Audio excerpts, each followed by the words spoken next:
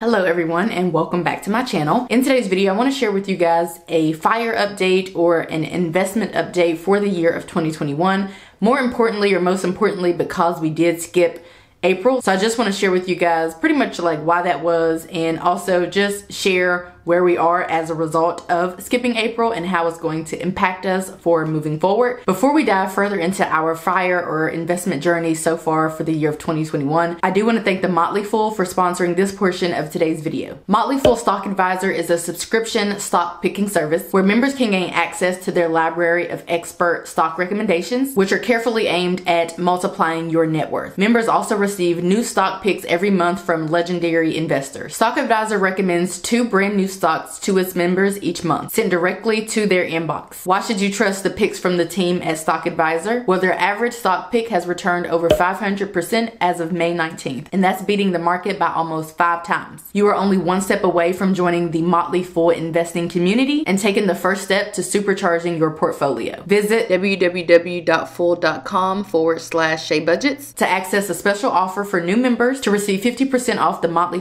top stock picking service and start their journey to hopefully living smarter, happier, and richer. Thanks again to the Motley for sponsoring that portion of today's video. Now back to my regular content. At the beginning of 2021 is when my husband and I decided that we wanted to officially start the FIRE movement. And the reason why we decided that is because we have been married for almost 5 years, and in that time we have increased our income, decreased our expenses, paid more attention to how we're spending our money, paid off cars and debt and all sorts of things. And so we just felt like now was the most appropriate time. Honestly, I feel like it's always going to be a difficult time to decide on such a thing, such as joining the FIRE movement. But I liken it pretty much to having a baby. Like, it's kind of like you just got to really just jump in there. I say that because we have yet to have a child, but I feel like we really should just go ahead and jump in there, which is why we decided also that we would be trying to do that in 2021, or attempting to do that in 2021. But yeah, you kind of just got to go for it. And of course, this has to make sense for you and just be a goal for you. I wouldn't say that I've spent my last 30 years or my husband has spent his last 30 years figuring out how we could retire early. It's just that we learned that we did have some discretionary income that we thought would be best used or best spent by putting that additional money towards investing, which would one day soon hopefully lead us to retiring early. I have a video which I'll link here that you can check out that I did at the beginning of the year outlining our financial goals for 2021 to include investing. And I said in that video we were looking to invest anywhere from like $36,000 to $48,000 additionally in a joint brokerage account and 2 Roth IRAs. $36,000 would be an additional $3,000 that we would be putting towards that for 12 months or a single calendar year, and $48,000 would be $4,000, which is actually our goal and our aim. A lot of things have taken place this year. I mean, we've taken in a dog, so I mean, we've probably spent $2,000 on her. We got a new car, so we took money from one of our savings account and put that towards our car. So a lot of things have taken place. If we don't actually achieve the goal of $48,000 or even $36,000, I can definitely say that we can chalk up about a $15,000 loss to us getting a reliable car for my husband for his first time in 30 years, and also bringing home and taking in a new puppy. So because of those reasons, we're not feeling any kind of pressure or stress to achieve the goal that we set out to achieve. It's just how the cards were dealt, and so that's just what it is. It was not in our plans to upgrade my husband's car this particular year, nor was it in our plans to bring home a dog, but I mean, she needed a home and we didn't want to take her to the pound. Goal, $36,000 to $48,000 for 2021. I already told you we're probably not going to achieve that. So let's talk about what we actually did achieve. In January, we did kind of hit the ground running. We did $3,000. So we invested $2,000 into our joint brokerage account and $500 each, or a total of $1,000 towards Roth IRAs. $500 to my Roth IRA and $500 to my husband's Roth IRA. In February, March, and May, which is this month, we invested $2,000, and that's pretty much like the bare minimum that we are willing to do. So for each of those months, $1,000 to the joint brokerage account and then $1,000 to the Roth IRAs, or $500 each. In April, we actually did not invest anything. Again, this is really like our discretionary income.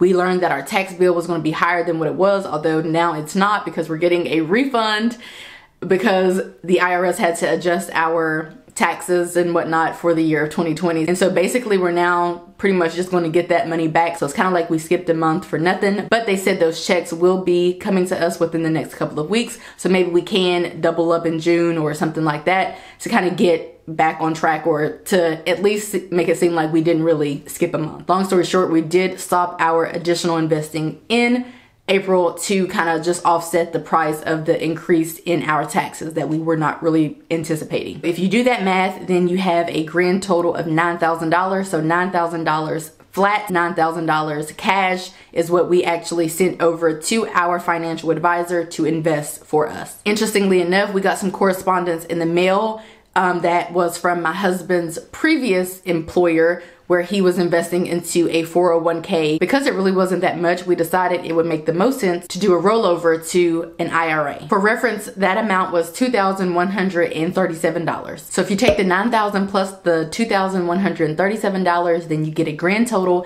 of $11,137. And technically that is how much we have invested into IRAs and our joint brokerage account so far this year. That means that we are 32% of the way to our goal of $36,000.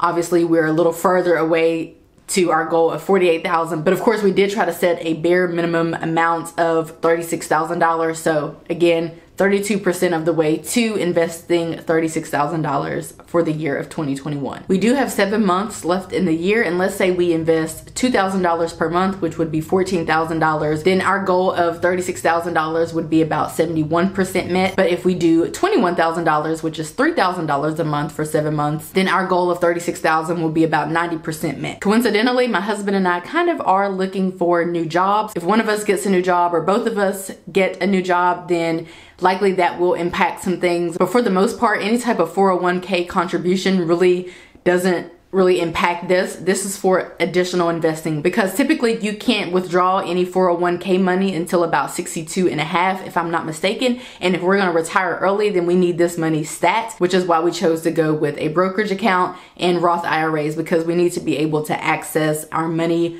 far more quickly. And we can access our joint brokerage account money at any moment, like in this exact moment if we needed to. The traditional retirement age is anywhere from like 62 to 67.